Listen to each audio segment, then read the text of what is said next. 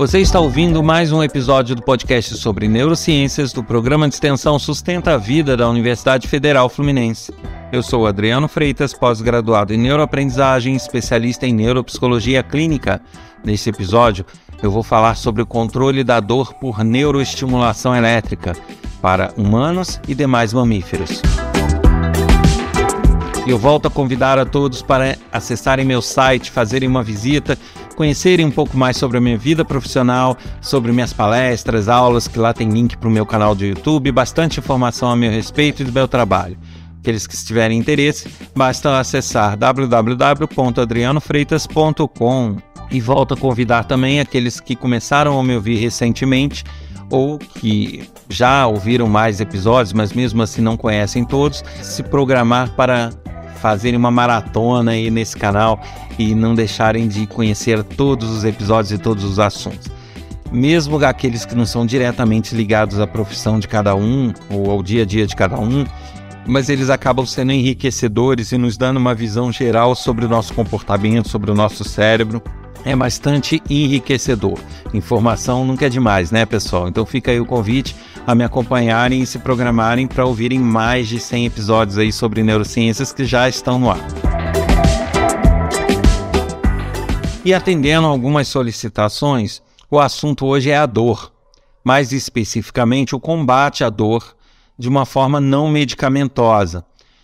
Para isso, eu vou falar um pouquinho sobre o TENS, que é uma sigla em inglês que vem de Transcutaneous Electric Nerve Stimulator, que seria neuroestimulação elétrica transcutânea. Para que vocês entendam, tá? É uma estimulação elétrica transcutânea, ou seja, através da pele, e que atinge terminações nervosas. Isso é uma técnica que aqui no Brasil é desenvolvida muito por fisioterapeutas, é utilizado por fisioterapeutas, mas que, na verdade, faz parte também do estudo de neurocientistas, por ser uma estimulação nervosa transcutânea, feita através da pele, mas que chega ao sistema nervoso e ao cérebro. Como funciona, para que vocês entendam? As pessoas que têm dor crônica ou aguda, na verdade, elas possuem uma estimulação de dor feita por determinadas terminações nervosas, feixes de condução nervosa. Depende da situação, do local, a forma como isso é feito, ou com que intensidade, ou com que estruturas. Mas é importante notar, por exemplo, uma pessoa que tem uma dor lombar, por exemplo, crônica, essa dor ela vai percorrer um caminho ali pelas costas até chegar no cérebro, essa informação de dor. Na verdade, por mais que a gente sinta a dor num local, essa dor é processada pelo nosso cérebro. Então, essa informação de dor, ela sai do local afetado, percorre um certo caminho até chegar no nosso cérebro. Qual é a ideia da neuroestimulação transcutânea? É você interceptar essa informação de dor no meio do caminho através de estímulos elétricos. Na verdade, o estimulador elétrico transcutâneo, ele pode ter duas funções aí. Ele pode atuar de duas maneiras básicas, falando sempre de forma resumida. Na verdade, quando você lida com equipamento elétrico, você pode ter diversas formas de ajuste da energia que é desprendida nele. Você tem parâmetros como voltagem, amperagem, frequência, largura do pulso, né? O tempo, a duração desse pulso.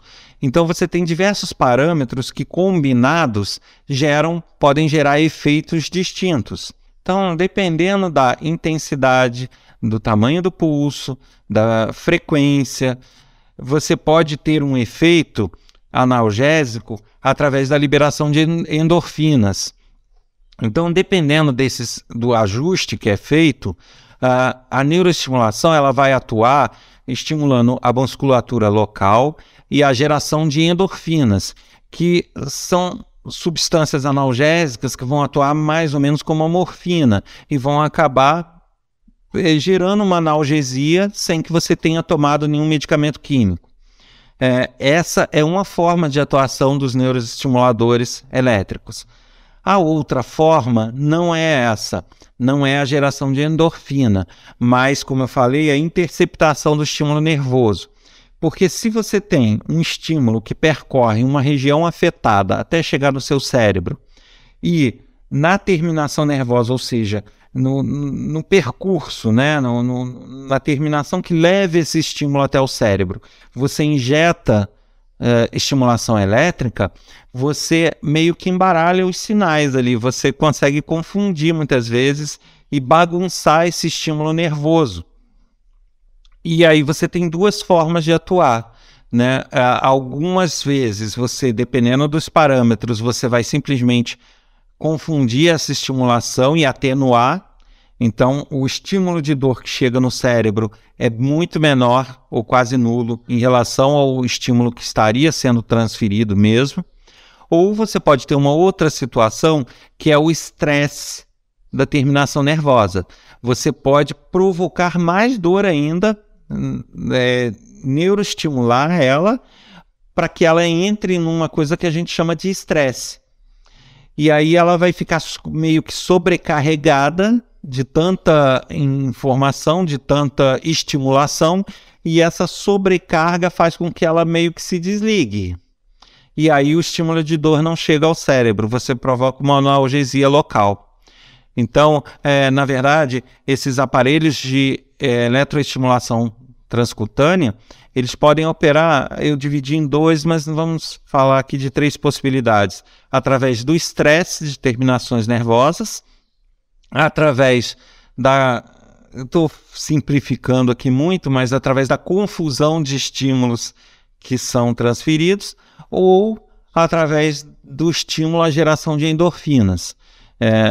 Cada caso tem que ser avaliado, né? É importante deixar claro que são tratamentos que precisam de acompanhamento médico ou de algum especialista ou pesquisador que trabalhe com isso, que tenha as devidas autorizações legais, porque, como eu falei, são diversos parâmetros. Você não pode querer de forma nenhuma, hein, pessoal, pegar ali uma tomada e colocar energia na perna de alguém que está doendo, que você vai ter problemas sérios. Não é assim. Existe voltagem adequada, existe amperagem adequada, existe frequência adequada. Então, isso tudo tem que ser bem acompanhado e bem planejado. Normalmente, no Brasil, fisioterapeutas fazem esse tipo de tratamento. Eu, pessoalmente, Adriano, não concordo com esse tipo de tratamento que eu acompanho em algumas situações. Por quê?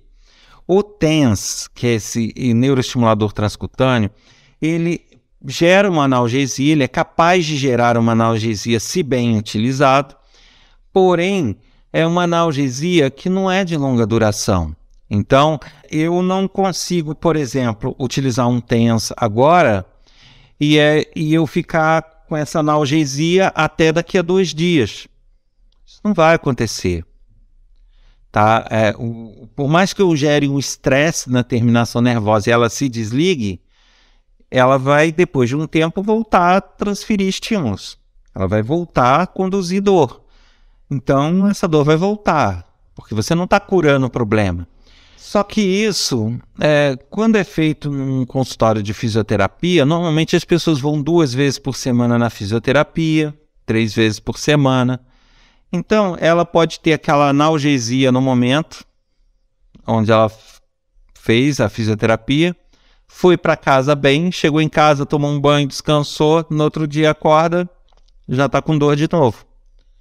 E aí ela vai ter que voltar no outro dia na fisioterapia, aguentar aquela dor para só no outro dia ter mais um pouco de analgesia naquele dia. Então não é um tratamento muito efetivo nesse sentido. Eu acho que é bastante aplicável e interessante no caso de fisioterapia quando a pessoa faz diariamente. Quando a pessoa tem uma fisioterapia intensiva.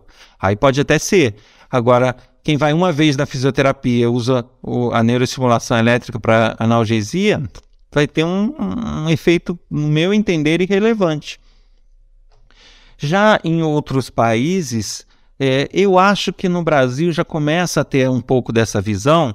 Existem profissionais que orientam as pessoas e fazem todo um acompanhamento para que as pessoas utilizem a neuroestimulação em casa.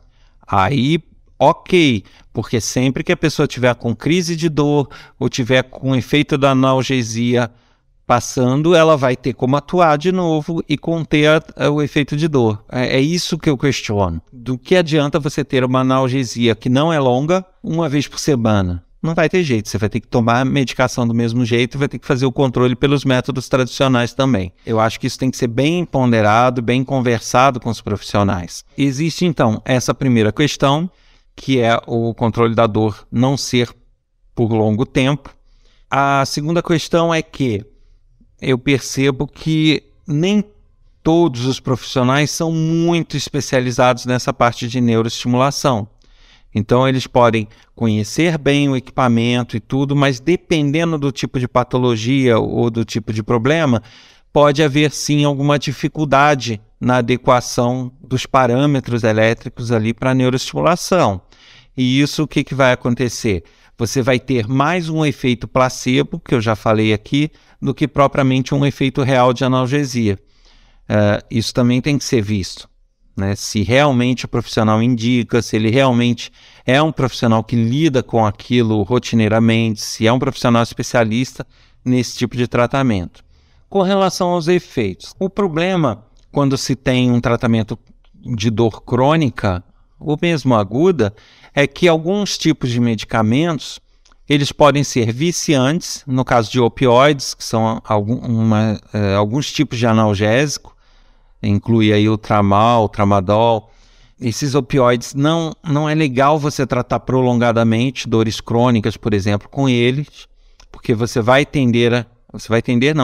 viciar a pessoa, e aí você vai ter efeito rebote, o vício aumentando, não é uma boa opção. Além de você ter o químico que pode ter o efeito viciante, você pode ter efeitos colaterais. Então, no caso de anti-inflamatórios e analgésicos de maior potência, você pode ter efeitos no aparelho digestivo, no trato gástrico muito danosos. Então, você pode ter ulcerações, você pode ter gastrites, você pode ter diversos problemas justamente pelo excesso de medicamentos químicos. Então a estimulação elétrica transcutânea acaba sendo uma alternativa porque com ela você acaba dispensando o tratamento químico. Porém, para que ela funcione, tem que ter isso que eu falei, tem que ter um profissional que sabe lidar com ela para que ela não seja simplesmente um efeito placebo, que ela realmente surta os efeitos desejados. E segundo, que muito provavelmente com aplicações pontuais não vai resolver. Então você teria que ter um acompanhamento de especialista e poder utilizar ela em casa. Então essa seria a questão. Efeitos colaterais, praticamente não há. São casos muito raros onde haveria algum tipo de efeito, mas no geral não tem efeitos graves, não tem efeitos danosos. A pessoa só realmente precisa saber aplicar. Não gera problemas neurológicos, não gera problemas de ordem química, física, hormonais. Então é bastante seguro e bastante eficaz quando bem aplicado. Agora, existem algumas questões que devem ser observadas, justamente por isso a necessidade de ter um profissional acompanhando. Por exemplo, você não pode utilizar os eletrodos, as terminações que injetam o estímulo elétrico, por exemplo, no percurso da artéria carótida. Você também não pode, por exemplo, usar eletrodos da região temporal da cabeça. Em algumas regiões da cabeça você não poderia. Então, via de regra, adota-se como não usar na cabeça inteira.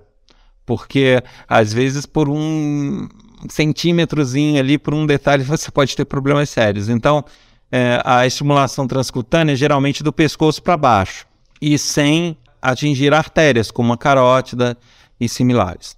Eu estou falando aqui da estimulação elétrica transcutânea, mas eu estou falando ela para humanos, ok? Para o controle da dor em humanos. Mas ela serviria para outros animais?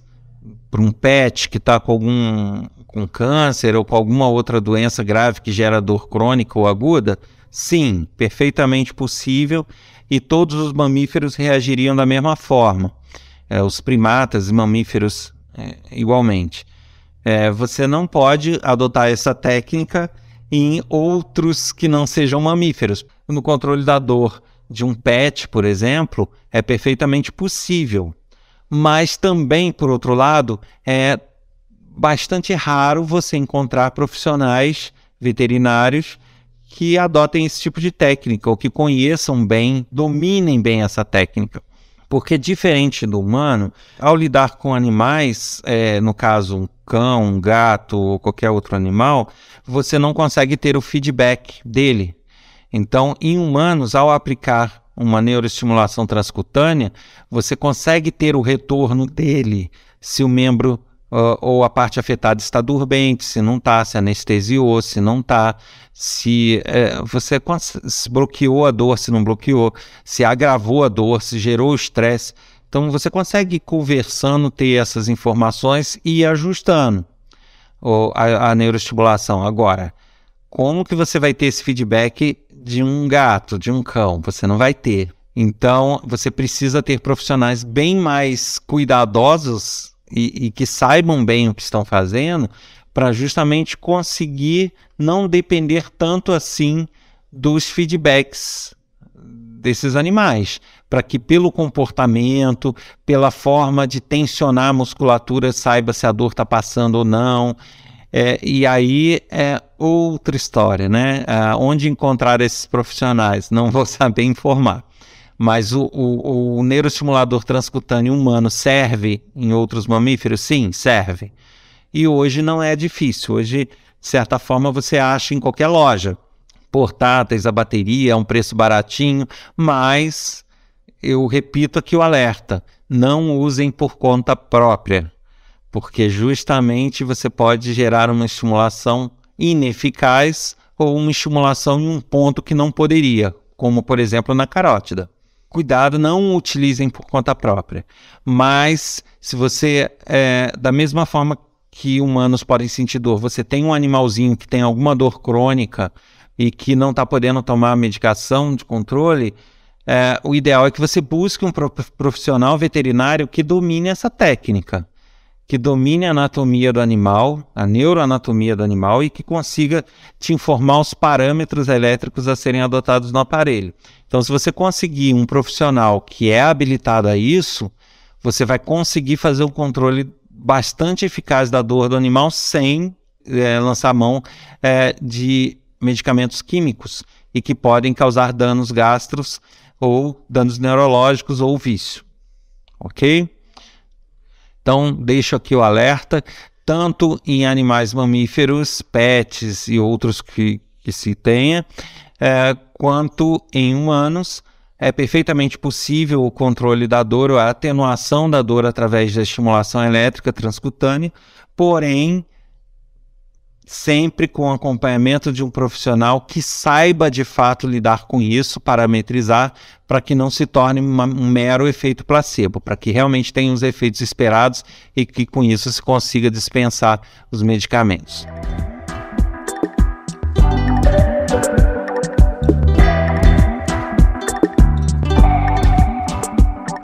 Você ouviu mais um episódio do podcast sobre neurociências do programa de extensão Sustenta a Vida da Universidade Federal Fluminense. Eu sou Adriano Freitas, pós-graduado em neuroaprendizagem e especialista em neuropsicologia clínica. Para mais informações, sugestões, críticas, elogios, basta enviar um e-mail para podcast@sustenta-vida.com ou em uma mensagem preferencialmente de áudio para o nosso WhatsApp, código 2299-222-1003. E eu espero vocês aqui no próximo episódio semana que vem. Até lá!